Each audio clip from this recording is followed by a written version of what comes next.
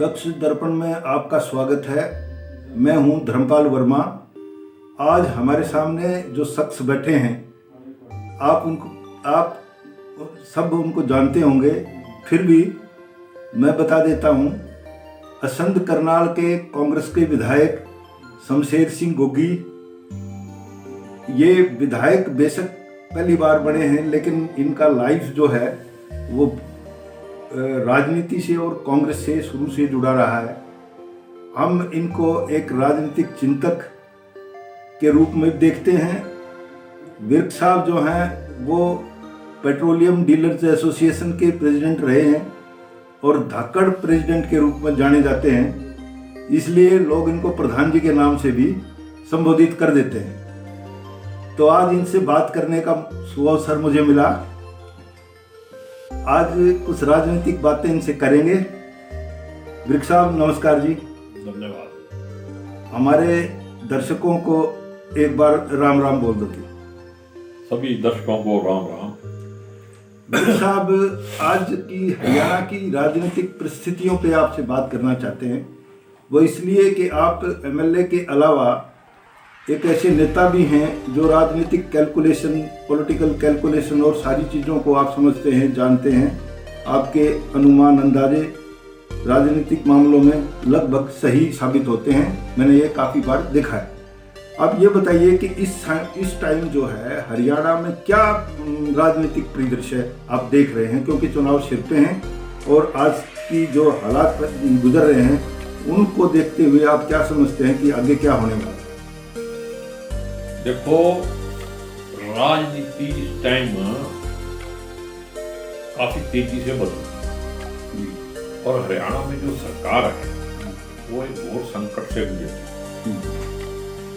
क्योंकि जो ये सरकार है ना, ये अपने मन की बात सुनती है, जनता के मन की बात नहीं सुनती है। ये सोचते हैं कि जो हम सोच रहे हैं वही ठीक है, बाकी ठीक नहीं है। और एक इनको बहुत बड़ी गलतफहमी है कि हमने लोगों को राष्ट्रवाद के नाम पे, धर्म के नाम पे अगर बका लिया है तो जो हमारी बात है वही सही है, बाकी जैसे हम ईमानदार हैं, बाकी सारे, जैसे हम सरपंचों के बारे में क्या है कि सरपंच तो इतने हैं, हजारों सरपंच होंगे, वो तो बेईमान है। और ये जो एमएलए बन गए, जो सरकार चला रहे हैं, ये सारे ईमानदार हैं। ये इस बात मैंने विधानसभा में भी ये बात कही थी। देखो, गलत आदमी कहीं भी हो सकता है, लेकिन अगर आप लोकतंत्र में विश्वास रखते हो तो सरपंचों को उनका ड्यू रिस्पेक्ट देनी चाहिए। सर, ये ई टेंडरिंग वाला मामला जो है, जो आपने इसमें चर्चा की है, क्या इसके पीछे इनका कोई सियासी मकसद भी है? कुछ नहीं है। 2 साल में जो इन्होंने ठगी करी है ना इस सिस्टम से, उस ठगी को ये जारी रखना चाहते हैं। जी। आप 2 साल का ये व्हाइट पेपर दे दो ना। जी। कहाँ पैसे खर्च करें? जी। पैसे निकाल लिए वहां से पंचायतों के खाते से, वो कैसे निकले? वहां भी तो ये टेंडरिंग थी, वो काम की। बताओ, कोई पायलट प्रोजेक्ट करके, मैं कहता हूँ विधानसभा की कमेटी बना दो, ठीक है, आप उसको चेक करा दो। हाँ, अगर पारदर्शिता की बात करते हैं तो ये भी एक फार्मूला है। पारदर्शिता और बीजेपी की राजनीतिक सोच में कहीं भी मेल नहीं। ये तो सिर्फ लोगों को बहका के, उनको इमोशनली ब्लैकमेल करके राज करते हैं। क्या आपको ये नहीं लगता कि भारतीय जनता पार्टी के नेताओं के दिमाग में ये बात है कि लोकसभा के चुनाव पहले होने हैं और लोकसभा में नरेंद्र मोदी का कोई विकल्प नहीं है और हम जो है ना यहाँ मतलब ड्राइविंग सीट पे रहेंगे, इस बात का फायदा हमें विधानसभा में मिल जाएगा? देखो, मेरी अपनी राय है और जो मेरी राजनीतिक समझ है, इस बार मोदी जी को मेजॉरिटी नहीं मिलेगी। जी। हरियाणा में क्या रहेगा? हरियाणा में जो ये सोच रहे हैं ना, 10 सीटें, अब की बार हरियाणा में 10 सीटें नहीं जीत सकते अपने, चाहे सारे मोदी का 10 बढ़ा के लगा दो। जी। लोगों को व्यक्तिगत, जो लोग यहाँ रहते हैं उनका भी व्यवहार चाहिए, उनसे भी कुछ रिस्पॉन्स चाहिए। जब लोगों को आप दुखी करोगे, उनकी बात नहीं सुनोगे, मतलब झूठ की दुकान जो है वो कितनी बार चलेगी? एक बार काट की हड्डी बार बार नहीं चढ़ाएगा। जी। इनके कार्यकर्ता और नेताओं की भी स्थिति कुछ इसी तरह की नजर आ रही है क्या? देखो, सारे जो पर्दे के पीछे तो सारे ही होते हैं। जी। लेकिन हालात ये है कि अब तो इनके कार्यकर्ता ही मान रहे हैं कि हमारी पोजीशन ठीक नहीं है। देखो, कोई ऐसा अजराइली फर्म वाला कोई फार्मूला हो तो फिर तो बेशक जीत जाए, लेकिन जनता जो है उसके मन से बीजेपी उतर चुकी है जी। और पूरे देश को जो अडानी का केस है जी, अगर मोदी जी राष्ट्रवादी हैं और देशभक्त हैं तो फिर अडानी देश से ऊपर कैसे है? जी बिल्कुल सवाल है जी। मतलब एक मेरा सवाल है जी कि अगर मैं मोदी जी पे शक नहीं कर रहा, जी मैं कहता हूँ मोदी जी बहुत बढ़िया राष्ट्रभक्त है, जी बहुत बढ़िया देशभक्त है। वैसे मैं राष्ट्रभक्त को अच्छा नहीं समझता, जी राष्ट्रवाद के मैं खिलाफ, जी किसी भी तरह का राष्ट्रवाद हो जी वो खिलाफ। जी जी देशभक्त हैं हाँ, देशभक्ति तो की फिर अडानी देश से बड़ा कैसे हो गया? उसकी जांच क्यों? जी जी ऐसी क्या बात है? कोई ना कोई तो बात है ना। जी जी जी जी तो वो जनता को मूर्ख समझना भी बहुत बड़ी मूर्खता है। सही बात है जी, बिल्कुल सही कह रहे हैं। और अच्छा, जनता आपने इसी एक- संदर्भ में आज ये आपने बात कही, जैसे भारतीय जनता पार्टी के कार्यकर्ताओं की नाराजगी, एमएलए की नाराजगी आप व्यक्त करते हैं ना, सारे रोते हैं। पिछले दिनों भूपेंद्र सिंह हुड्डा ने एक लंच में कुछ लोगों को बुलाया, मीडिया में ये आया कि बेशक कांग्रेस के कुछ एमएलए ना गए हों, लेकिन बीजेपी के कई एमपीज जो है ना उसमें उन्होंने शिरकत की। इसके पीछे आप एक राजनीतिक तौर पर क्या सोच रखते हैं जी? ये इसके पीछे का क्या परिदृश्य है? मेरे हिसाब से वो हुड्डा जी पहले भी किया करते थे, ये पर्सनल उनका अपना व्यक्तिगत प्रोग्राम था, ये कोई पार्टी का प्रोग्राम तो था नहीं। तो जहाँ जहाँ उनके रिलेशन है, ठीक है ना, वहाँ लोग गए जी जी और उसका राजनीतिक मतलब, जब राजनीतिक लोग उसमें जाएंगे, दूसरे पार्टी के जाएंगे, तो उसका राजनीतिक मतलब भी निकलेगा। तो इसमें क्योंकि कुमारी शैलजा बड़ी नेता है हरियाणा की, आपके साथ आपकी उनके साथ सीधी संबद्धता है, तो ऐसे में आप लोगों का ना जाना, क्या आपको आमंत्रित किया गया था उसमें? नहीं, हमारे पास कोई हुड्डा जी का फोन नहीं आया, उसके पीए का फोन आया, ठीक है, लेकिन हमारे पहले से कार्यक्रम लगे हुए थे जी जी, तो हम गए नहीं। जी जी, कोई मतलब हम तो पहले भी कभी वो शुरू से करते हैं, ठीक है जी, तो कभी वहाँ तो बड़े बड़े लोगों का काम था, उनका एक मतलब दिल्ली में जी अरे स्पेशल जाना, हाँ जी, ठीक है ना। वैसे अब रोज मीटिंग होती है, हुड्डा साहब की मीटिंग में जाती है। ठीक है। अच्छा, आप नई टेंडरिंग के मामले में हम जैसे बात कर रहे थे, मेरा ये मानना है कि मुख्यमंत्री मनोहर लाल ने 2015 में जब पंचायतों के चुनाव हुए, उस टाइम शिक्षा की अनिवार्यता के कानून पे जो फैसला लिया, तो उस टाइम भी बड़ा विरोध हुआ था और बाद में ये मामला सुप्रीम कोर्ट तक गया। सुप्रीम कोर्ट ने इसको अप्रिशिएट भी किया और ये लागू हो गया। आज वो सुखद स्थिति में। क्या मुख्यमंत्री को, आपको लगता है कि अब भी ऐसा ही लगता है कि वो ठीक है और सब गलत है? देखो, मेरे को ये नहीं पता, हर चीज को लटकाना। 2 बार पंचायत के इलेक्शन हुए और दोनों बार कितना कितना गैप कर दिया। पहली बार एजुकेशन, आप सोच समझ के काम करो। आप अगर लोकतंत्र में विश्वास रखते तो इलेक्शन आगे नहीं होना चाहिए। जी जी, अब की बार भी 2.25 साल इलेक्शन नहीं होने दिया, तो आप लोकतंत्र के खिलाफ काम कर रहे हो ना। जी जी, रिजल्ट क्या आएगा?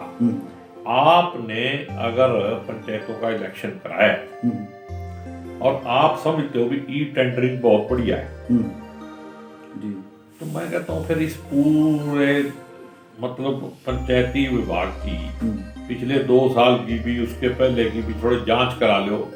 तो ये भ्रष्टाचार के अंदर मंत्री से लेके संतरी तक शामिल है। जी, ऐसा कौन सा भ्रष्टाचार है जो पंचायत में नहीं हुआ? जी जी, जांच तो होती नहीं। ठीक है, ठीक है, ठीक उसका मैं कारण बताता हूँ। है। हाँ जी, 2 साल पहले मैंने डीसी करनाल को चिट्ठी लिखी थी संद हल्के के अंदर कुछ जांच कराने की, आज तक नहीं हुई। क्योंकि बीजेपी का जांच में विश्वास नहीं है। 9 साल के अंदर कितने घोटाले हुए, खास करके कोरोना को। कई तो बहुत लंबे चौड़े मामले और जो है ना वो अखबारों में छाए रहे हैं, कई जैसे पिछले 3-4 साल में। मैं बताता हूँ, आप शराब घोटाला, बाकी के तो सारे घोटाले, रजिस्ट्री घोटाला, HPSC घोटाला, किसी की जांच नहीं होगी। जी जी, क्योंकि करने वाले RSS बीजेपी के लोग हैं। जी जी, लेकिन शराब घोटाला तो सरकार ने ही किया है, क्योंकि कोरोना में और किसी आदमी को सड़क पे जाने की इजाजत ही नहीं थी। ठीक बात है। तो उसकी जांच करने की क्या जरूरत है? हाँ, वो तो अंडरस्टूड। नहीं, या तो उसमें मुख्यमंत्री जी कहें फिर मेरी सरकार फेल होगी थी, सीआईडी फेल होगी तो उन्होंने कर दिया होगा। जी और अगर सरकार फेल नहीं हुई तो फिर इसका मतलब मुख्यमंत्री जी भी जी अपने आप को ईमानदार साबित करें। जी। एक सवाल जो है ना जी, कांग्रेस उठाती है, कांग्रेस के नेता उठाते हैं, अब आम लोग, आम आदमी भी उठाने लगे हैं कि हरियाणा पे कर्ज काफ़ी बढ़ गया, जो 2.85 लाख करोड़ तक पहुंच गया है।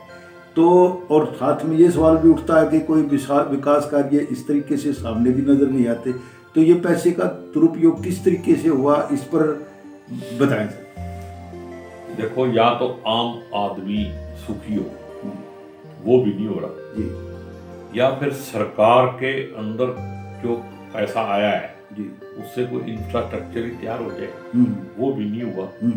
कोई लोगों को नौकरी दे दी गई हो, बेरोजगारी खत्म हो गई हो, हाँ, वो भी नहीं हुई। अगर कुछ हुआ है तो एक सवाल है मेरे मन में, वो सिर्फ बीजेपी और आरएसएस अमीर हुई है। तो इसका मतलब ये है कि वो सारा का सारा पैसा किसी न किसी तरीके से उनके खाते में जा रहा है। कहाँ से इतने बड़े बड़े 5 स्टार दफ्तर बन रहे हैं? बिल्कुल। कहाँ से, मतलब देखो आप लोग सवाल पूछते हैं कि कांग्रेस ने उसका जो राष्ट्रीय कार्यालय है दिल्ली में, उसकी क्या स्थिति है, और भारतीय जनता पार्टी के सब जगह हुए दफ्तरों का जैसे बने हैं उसको देखते हैं लोग। ये कांग्रेस का तो देखो दुर्भाग्य है कि कांग्रेस ने बड़े लंबे समय तक राज किया जी, और ये देश जो है ये कांग्रेस का परिरूप है जी, तो ना पर्यायवाची लफ्ज होता है। कांग्रेस और देश दोनों को देखोगे तो एक जैसे दिखाई देंगे। जी, बीजेपी और देश को देखोगे तो एक जैसे दिखाई नहीं देते। जी, लेकिन कांग्रेस के अंदर व्यक्तिगत लोग तो अमीर हो गए, कांग्रेस गरीब रहेगी। ठीक बात है। ये एक ऑर्गेनाइजेशन का मतलब हमारा कमजोरी नहीं है। और आज भी जब तक हम संगठन को मजबूत नहीं करेंगे तब तक कांग्रेस जो है पूरी तरह से उभर के सामने नहीं आ सकती। इसलिए संगठन को ठीक करना जो है, लोग पूछते हैं हमारा दफ्तर, अगर हमारे भी डिस्ट्रिक्ट लेवल पे दफ्तर नहीं है, हमारी सरकार नहीं रही हरियाणा। ठीक बात है। आज मैं जहाँ करनाल में रहता हूँ, करनाल में ही दफ्तर नहीं है पार्टी का। कुछ जगह है लेकिन उनकी भी हालत जो है वो आप देख सकते हो कैसी है जी।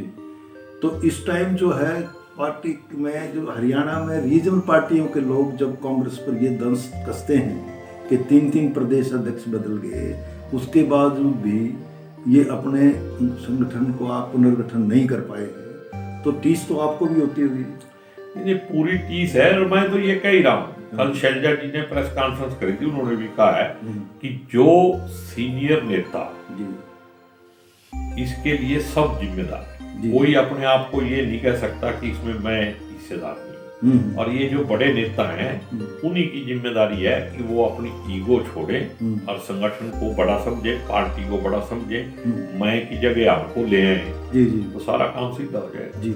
लोकसभा के चुनाव में आज भी हरियाणा को लेके, कांग्रेस को लेके लोग ये समझते हैं कि कांग्रेस के पास वही परंपरागत उम्मीदवार हैं, तो क्या समझते हो आपके इन्हीं उम्मीदवारों से जीत की स्थिति में है हरियाणा में कांग्रेस? देखो, अभी तो उम्मीदवार तय ही नहीं हुए तो इस पे कोई कमेंट करने की जरूरत नहीं है। लोग तो देखो पुराने चेहरे जो हैं, लोग अंदाजा तो यही लगाते हैं भी उन्हीं में से कोई ना कोई इलेक्शन लड़ेगा, लेकिन जिस दिन फैसला होगा मेरे को लगता है कि कांग्रेस सोच समझ के विचार करके ऐसे कैंडिडेट देगी कि इस बार हरियाणा में ना तो पार्लियामेंट में और ना विधानसभा में बीजेपी नहीं आएगी जी। तो विधानसभा के चुनाव में अब जो है ना, हरियाणा में आमतौर पर लोगों का ये मानना है कि भूपेंद्र सिंह हुड्डा तो फ्री हैंड है, और प्रधान जो हैं वो भी उनके विश्वास में हैं, और वो अपनी मर्जी टिकटों के मामले में वो 2019 के कुछ इंस्टांस उजागर करके ये कहते हैं कि टिकटें ठीक नहीं बटी, और वो अपने दम से पे टिकट बांटने की कोशिश में हो सकते हैं। क्या आपको या कांग्रेस जन और दूसरे लोगों को इस तरह की कोई आशंका है जी? देखो, ऐसे है, मैं इस पे कोई कमेंट नहीं करना चाहता जी, लेकिन हुड्डा साहब को ये कहने का अधिकार नहीं है।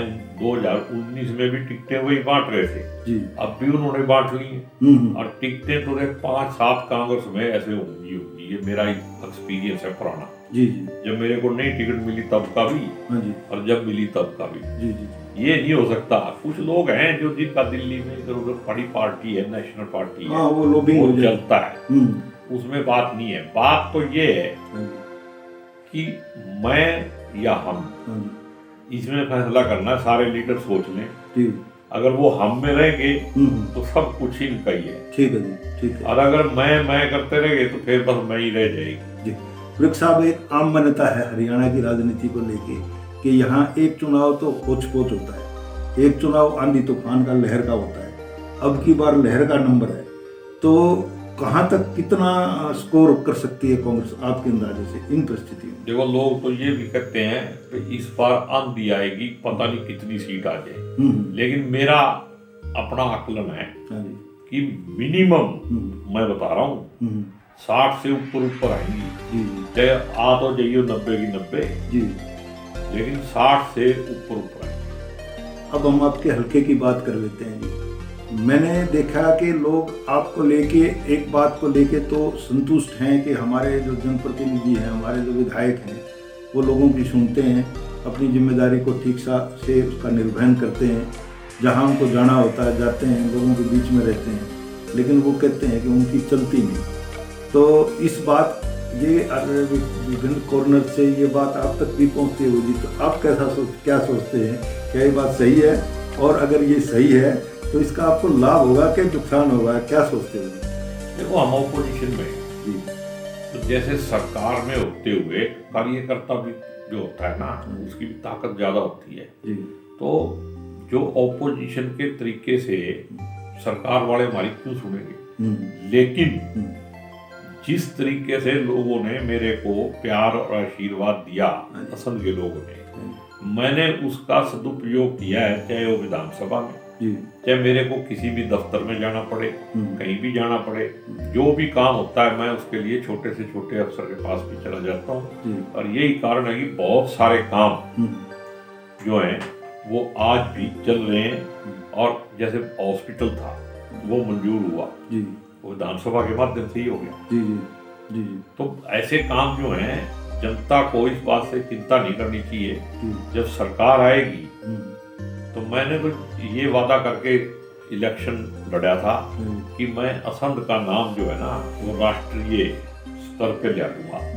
और आज के दिन मैं समझता हूँ कि असंध का नाम राष्ट्रीय स्तर पे लोग जानने लगे। भी असंध के अंदर भी एमएलए हैं जी, बिल्कुल। चाहे वो किसी भी माध्यम से, अभी मेरे को पार्टी ने AICC का मेंबर बनाया, तो मेरे को हल्के के ही जितने पुराने कांग्रेसी थे, जो लगभग रिटायर होने वाले, वो कहते पहली बार कोई AICC में असंध से गया। जी।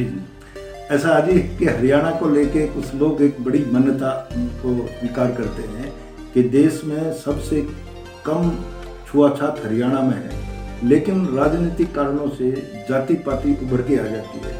आपका जो हल्का है उसमें अगर कम्युनिटी बात करें तो कई बड़े ब्लॉक हैं, कहीं जाट हैं, कहीं सिख हैं, कहीं ब्राह्मण हैं, कहीं राजपूत हैं। तो एक बार तो लोग विधायक बना देते हैं, उसके बाद बने विधायक को अपनी व्यवस्था खुद बनानी पड़ती है। तो इस बैलेंस को आप अपने दृष्टिकोण से कैसे देख के चलते हैं? देखो, मैं एक बात मान के चलता हूँ, जो घटिया कमजोर आदमी होता है ना, वो धर्म और जाति का सहारा लेता है जी। मैंने तो सारी जिंदगी ना धर्म और जाति के नाम पे राजनीति की, ना मैं आने वाले समय में करूंगा जी। लोगों का प्यार आशीर्वाद मिलेगा तो एमएलए बन जाएंगे जी जी जी, ठीक है। मैं एमएलए बनने के लिए अपनी जमीर को मार के काम नहीं करूंगा। हल्के को लेके क्या प्राथमिकता आपके दिमाग में अब है, और जिसको आप अगर सरकार आती है तब पूरा करना चाहेंगे? जो प्राथमिक चीजें हैं, एक दो मोटे तौर पे बताएंगे। देखो, दो मेरी तमन्ना है। एक तो असंध जिला बने जी, जिसके लिए मुख्यमंत्री जी ने हाँ भी बोल रखी है, ठीक है। कब डिक्लेयर करेंगे, नहीं करेंगे तो हमारी सरकार बनेगी तो पहले झटके में ये काम सरकार करेगी जी। मुख्यमंत्री जो भी कांग्रेस का बनेगा उसको ये बात मेरी माननी पड़ेगी जी जी जी जी। और दूसरी एक मेरी तमन्ना है कि असंध के अंदर कहीं पे भी एक स्पोर्ट्स कॉलेज बनाया जाए जी।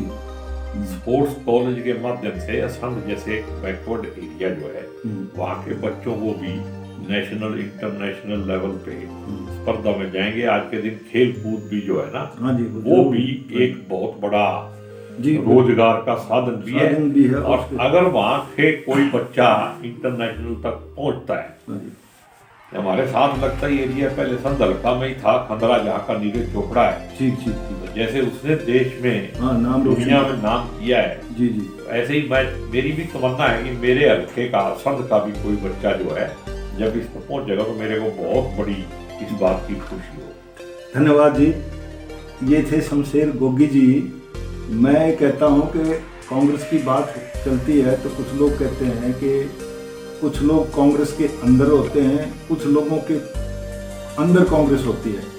तो गोगी जी शुरू से जीवन में कांग्रेस को छोड़ के कभी किसी दूसरी तरफ जाते नहीं हैं, कांग्रेस के समर्पित लोगों में काउंट होते हैं। और मैं समझता हूँ कि संगठन में ये पार्टी के लिए काफ़ी प्रभावी हो सकते हैं। और आने वाले टाइम पे हम देखेंगे कि शमशेर सिंह गोगी कांग्रेस के संगठन में भी एक महत्वपूर्ण मुकाम पर होंगे। धन्यवाद जी, फिर मिलेंगे, नमस्कार।